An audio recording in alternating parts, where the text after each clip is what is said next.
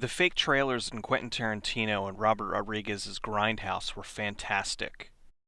One that really stands out is horror master Eli Roth's Thanksgiving. He said his inspiration came from the fact that while every other major holiday had a slasher built around it, Thanksgiving didn't. That's not entirely true. One of the silliest horror movies ever, Home Sweet Home, takes place during Thanksgiving. Sort of. Home Sweet Home is a 1981 slasher film from director Nettie Pena. The movie starts off with an escaped mental patient on the run. When he's not killing people, he enjoys shooting PCP into his tongue and selling exercise equipment. For some reason never revealed to us, he has Home Sweet Home tattooed on his hand. To prove how messed up this guy is, we see him run over Estelle Getty, and she spills her cranberry sauce all over his windshield. Scott and Jennifer are headed to Carlos Santana's house for Thanksgiving. Being as this is a horror film, the house is located in the middle of nowhere. The real horror in this movie isn't the killer. It's this kid. His name, and I kid you not, is Mistake. Mistake, I told you to shut that damn thing off! You better get used to him, cause he features prominently in this one. Jesus, you're so horny.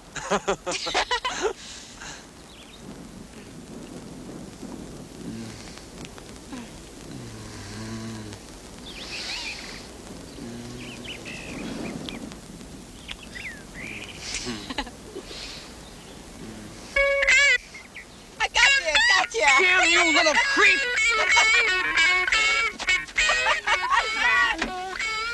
After cock-blocking Scott, Mistake runs inside and interrupts Santana and his lady. Oh, I think a complication is developing. You get a rain check. This time he dies, I promise you he dies!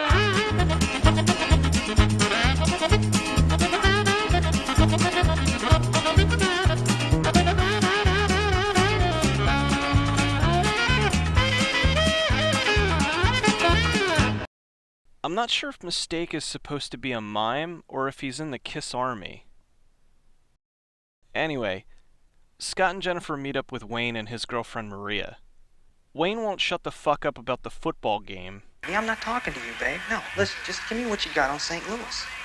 I gotta watch that game. I got a big bet on it. Believe this. I got too much on this game to miss it. And Maria just won't shut the fuck up. Cuando estoy en tus brazos, quiero morir. Gail and Linda head into town to get some wine, and Linda leaves her daughter Angel to stay at the house. The killer finds his way to the house and cuts the phone and power.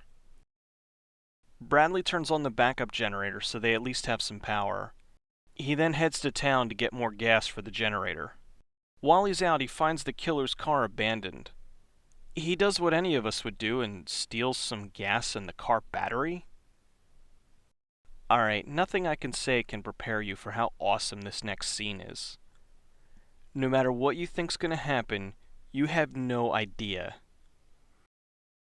This could be the single greatest thing I've ever seen. Okay, this could be the second greatest thing I've ever... This could be the third greatest... Just watch. Daddy needs a new pair of shoes. He'll settle for a battery.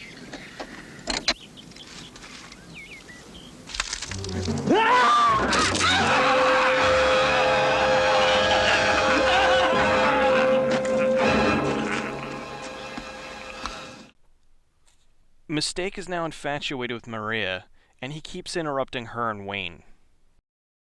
Gail and Linda are lost, and Wayne heads out to try and find them. However, the killer is conveniently in the car waiting and kills him. Since Wayne is out of the house, Mistake wastes no time trying to impress Maria. Scott and Jennifer take this time to sneak off and have some sex.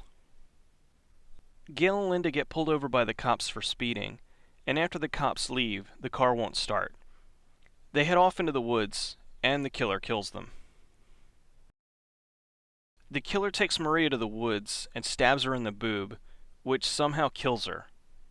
He then chases after Mistake and does exactly what the audience has wanted to do to him this entire movie. You know, for as corny and low budget as this movie is, this is pretty cool. Mistake is electrocuted, and the guitar strings on his guitar melt. It's a neat effect and really pretty inventive. Scott finds Maria's body and thinks Mistake killed her. Jennifer's reaction to the news is quite convincing. He's killed Maria.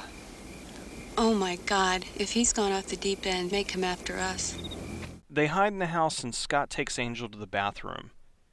The killer attacks and Jennifer stabs him in the back. In a true moment of bravery, they run screaming from the house and leave Angel behind. The killer still gets Scott, and Jennifer runs off and hides. She hides the whole night, and the killer never finds her. She comes out the next morning, but naturally, the killer was waiting for her the whole time. Just in the nick of time, the cops show up and unload their guns into the killer.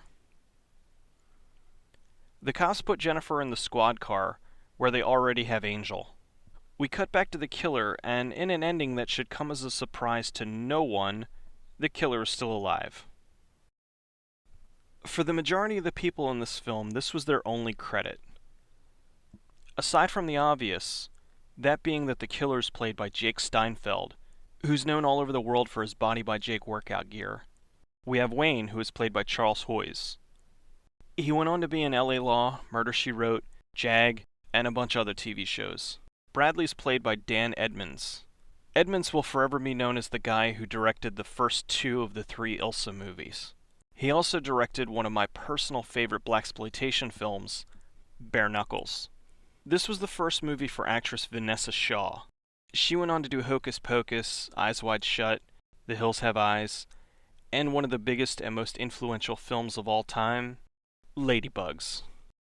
Alright, maybe not. Why do I like this movie? To be honest, I don't know. It's poorly written.